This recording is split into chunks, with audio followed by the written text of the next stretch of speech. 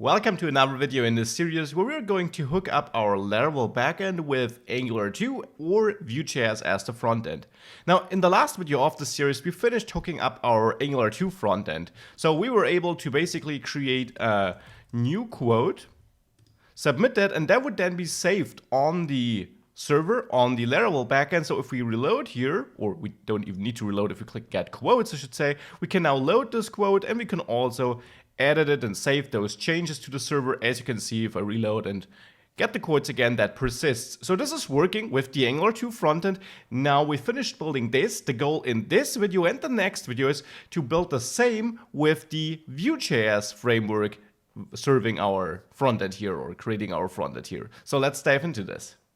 Now, in order to create this Vue.js application, which I'm then going to connect to this Laravel API, and as a side note, I will later in this series also cover how you can embed Vue.js on Laravel views using the Plate templating engine, but not here. So in order to create this project, I'll use the Vue CLI, and you can find a video where I explain how that works on this channel. So with the CLI installed, you can run Vue init, then the template you want to use, I'll use the Webpack simple template, and then the project name, I'm going to name this Vue Laravel. Now I'll hit enter, and yes, there is a newer version available, but that still works. And then I will basically confirm all those defaults here. And with that all set up, I can now cd into this newly created project, run npm install as I'm guided here, and thereafter we can run npm run dev to see our Vue.js project running in the browser. So I'll skip forward to this step. So all the dependencies were successfully installed. I can now run npm run dev to start the build process and this little development server, which automatically spins up this new tab. This is now the startup project, or the startup page, which was created, and I'll now open it in my editor, WebStorm. Here it is, and of course you can use any other editor. You can use Sublime, Atom, Visual Studio Code, whatever you like. So I opened it here in WebStorm, and now we can start editing this application to, well, give it the same functionality we implemented in Angular 2 in the last lectures. So where should we start? Well, I'd say let's start with adding the feature of being able to add quotes to this app. That would be amazing, because that would be the first step. Fetching them is not the best first step, because what would we fetch? So in order to add this, we of course need some components in this application, some additional pages. And I also want to use routing to go to this new quotes page and then the quotes page, which will list all the quotes. So let's start by creating those components. Now here I will create a components directory in my Vue project, and in the components directory I will create two new components for now. That is the quotes.vue file, which will hold, well, all my quotes, and then the new quote.vue file. And I will later also add another file, but I'll come back to this. So with that, I also want to have some styling, and I will simply download Bootstrap to get some nice styling. So on getbootstrap.com, under download Bootstrap, I will quickly only grab this link here, the CSS code. Simply grab this and go back to the project to, well, just dump it into my index.html file. And whilst I'm there, I can also change the title to, let's say, Vue plus Laravel. Of course, that's purely optional. And I also want to clean up this app.vue file here. I will already get rid of all the stuff in this template here. This under the list, all this starter stuff. We'll get rid of the content in the object I return in the data method here. We'll get rid of the name here, I don't need that. And of all the styles set up here, they aren't needed too. So with that, I cleaned up this file. We can now start working on the new quote.vue file. In this Vue file, I of course need a template section where I want to set up, well, the template for this component. And here I will simply add a form without an action though, because we're going to handle this through Vue.js and will not let it submit a new request or send a new request to the server. Instead, we want to do this behind the scenes through Vue.js. Here I will then add a couple of things, or, well, one thing I guess. A new div with a class of form group. That's a CSS class implemented by Bootstrap or made available by Bootstrap, which will simply give this some nice styling. And in there I want to have a label for the content of the quote. And this will also receive or will receive this text of content in between. And thereafter, I of course need an input, which allows me to enter the actual quote. So here we will have type text. Then this will be the ID content, because this is what this label is referring to. And then I will add a class of form control. And now this is important, VModel. This VModel directive, which will set up two-way binding in Vue.js and which will allow me to get the input the user enters here. So I'll quickly distribute this over multiple lines so that it's easier to read. And now VModel has to be bound to some data property defined in the Vue instance responsible for this template. So before filling this with some life, let's add this instance in the script section here, of course. And in this script section here, I simply want to export a default JavaScript object. This will be the Vue instance responsible for this template. And in there I'll have the data method, which of course needs to return an object, as we always have to do this in components, in the Vue instance behind a component. And this data object here, this object that returns the data method, I should say, can now hold all the properties I can access in my template. So here I will simply set up the quote content property. This name is of course totally up to you, and I'll set it to an empty string by default. I can now bind this to quote content here, this VModel, so that I have this connection between the data in my Vue instance and the data in the template, or the data the user will enter into this input. So with this, the form is almost finished. I will now add a button with a class of button and then button primary, some bootstrap classes to give it a nicer look, and then add the type submit to make this button actually submit the form. And of course I should give it a label of submit. So with this, the form can be submitted. I of course also need to catch that submit event. So on the form element here, I'll add @submit and @prevent so that it doesn't send a request, it doesn't do its default stuff. Instead here, I want to simply execute the onSubmitted method. You can of course choose any method name you want here.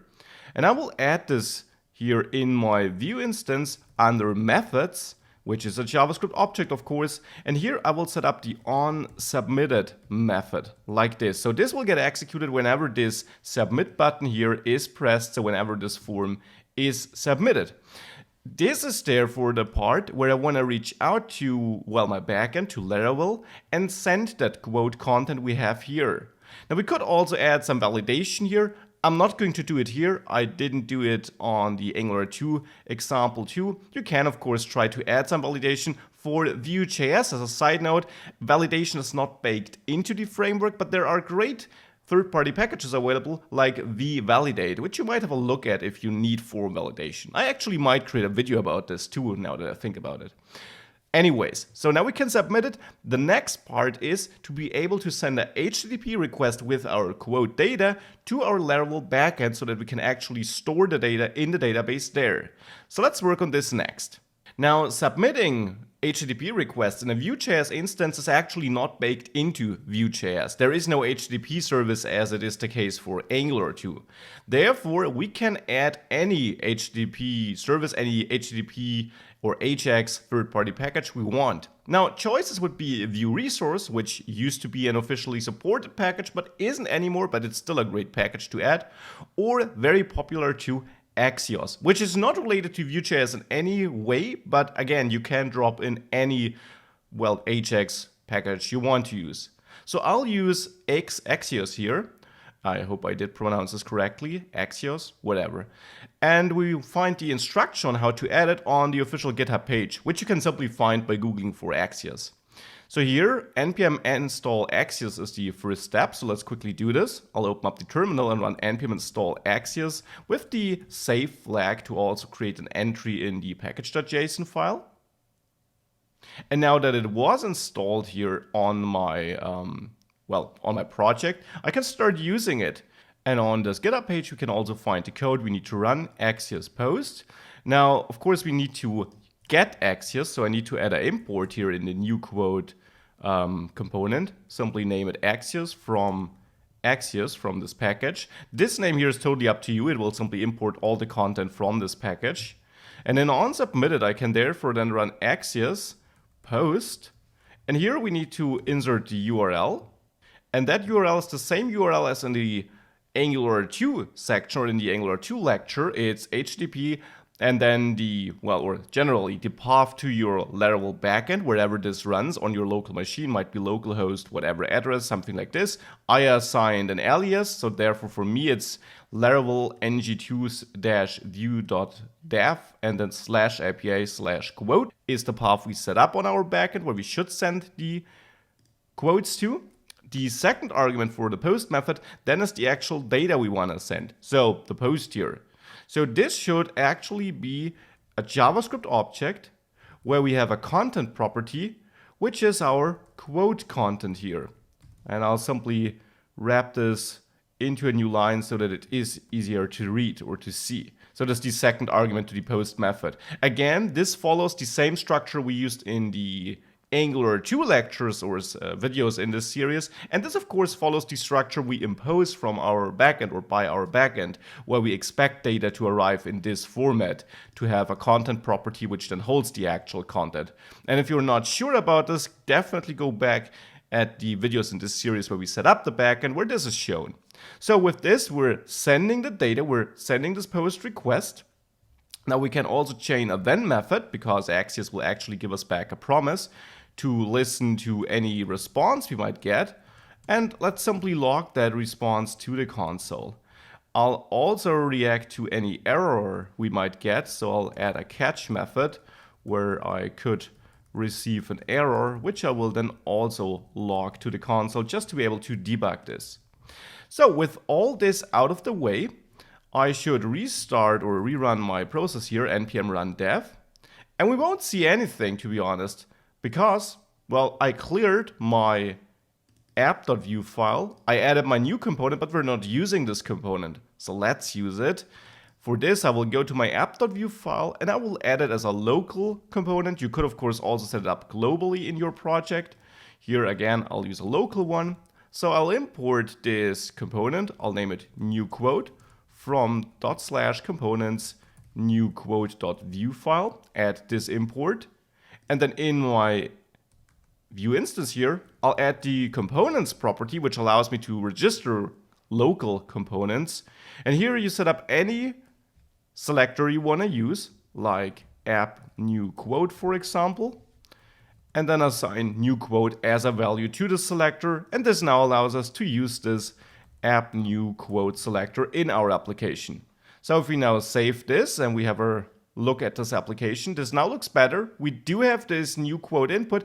It does look a bit ugly though. This of course is because, well, we have nothing else but this element here, right? So let's use a little bit of bootstrap styling. Let's actually add a container here. Let's then add a row class, a div with a class row, and then the call xs12 column here to place our quote component, new quote component inside of that. Now, this should look much nicer. We're also going to add routing. No worries, we're going to add this in the next video in this series. For now, I want to see that this works. So now if I reload this looks better. We now have it a little bit more centered and not spanning the full width here. So I'll now open up the console to see any potential errors. And then I'll send a new quote. I'll try to send it at least. Let's see if it works. This looks pretty good. We get back an object where we have status text created, status 201. Looks promising. Now let's also have a look at our database, our backend database on our, well, backend server, if this was indeed stored in the database. I did load my database here with SQL Pro, a nice tool to look into a MySQL database. And there in the quotes table, we see a new quote.